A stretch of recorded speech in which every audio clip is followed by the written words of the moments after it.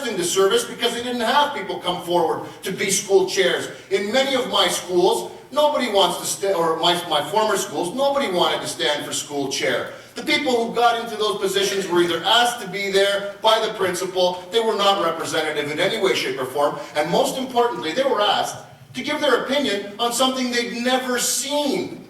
The curriculum hadn't even been released, which is a ludicrous notion insofar as consultation is concerned. It's a mockery, in fact, and who's being mocked? We are, the parents, you and I. Nobody knows your child better than you do. No expert, no teacher, nobody. Yes. There is no regard for parental discretion around your own child in this curriculum. None.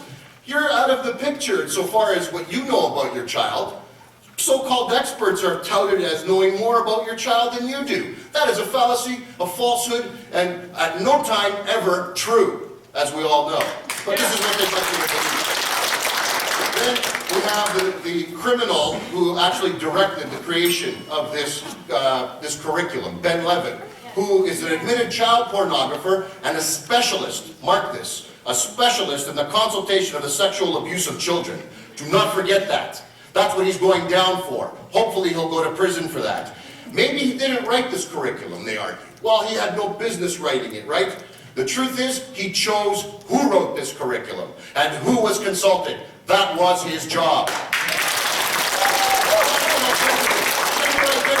The most absurd notion based on no science whatsoever, none, zero. In fact, if gender is fluid, then there is no sexual orientation. So what happens to gay rights?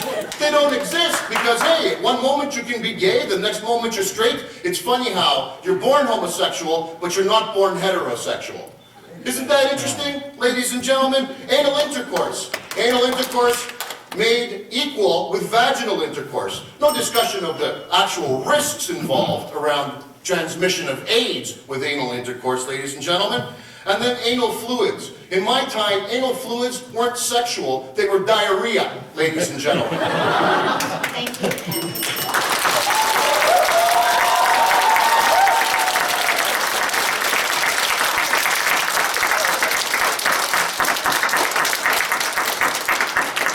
Our next speaker from the North York Chinese Community Church is Dominic C. Ladies and gentlemen, my name is Dominic C. I just finished a 3-hour lecture on the sex education this morning with my son, on my son. He's 3 hours. We had 3 hours. He is 23 and he has gone through some of the sex education. And I completely empathize with people in different background and everything. But throughout these discussions, I felt there's something terribly wrong in terms of the casting of the issues. And it just started off saying, well, it seems to propagate a myth that parents are against sex education per se, right from the very beginning. No, we're not. I mean, I spoke to 100 parents this morning. They're all born in the 70s and 80s. They're not born in the 50s and 60s, and they are sexual. They know a lot more about sex activities, and they're eager to be part of their children's sex education.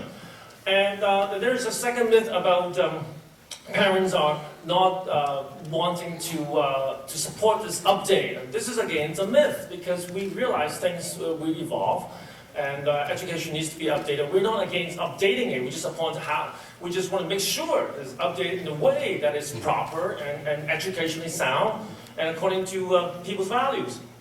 And there's also a very pervasive tone saying that parents are not informed. And have you read the curriculum? Have you not interpretations? I personally, so this is the curriculum, ladies and gentlemen. I printed out 200 pages. I read it a few times, not every word of it. I talked to parents. A lot of them actually have read it and said, when I present my talk, I just give all the words and I say, what do you think about them? And they say, well, I don't like what I saw. Just exact words, no interpretations.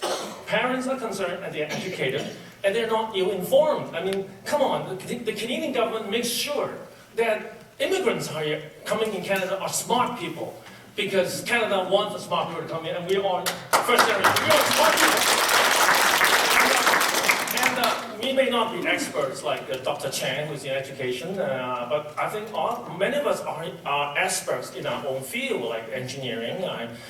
Maybe a lot of us have graduate degrees. Many of you, I have graduate degrees in philosophy and religious studies, and we are intelligent people. We can understand. But then some people say, well, you have all these problems and words, they are not mandatory. But hey, we read books, we do research, we see what we get by face value. If there are problems, then you tell me why did you put it there in the first place? So some of the teachers' problems, they're very excessive graphic, and don't tell me they're not real. They're all there, black and white, on the sheet of paper.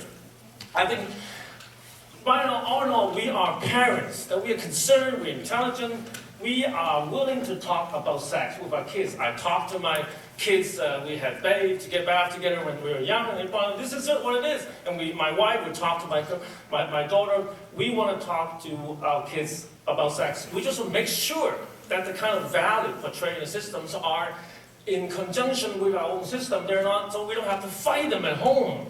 And we want to be part of the education. As Dr. Chan has pointed out, it was stated in page 15 that parents are a key part, but it only paid lip service throughout the entire 200 pages. When the kids have problems, you consult a nurse, a doctor, but strangely the word parents is missing. I think that's important. Well, people say they don't talk to parents. Hey, is it time as an educator to change this culture? Just excluding the parent. We did that, and we don't want it to happen again. We want parents to be part of the process, part of the curriculum, and part of the consultation process. That is what we want. And what is the big problem of delaying a little bit so that parents can evolve and participate? And we want to make it better. I want to state for a fact that we're not against sex education. We're not against updating.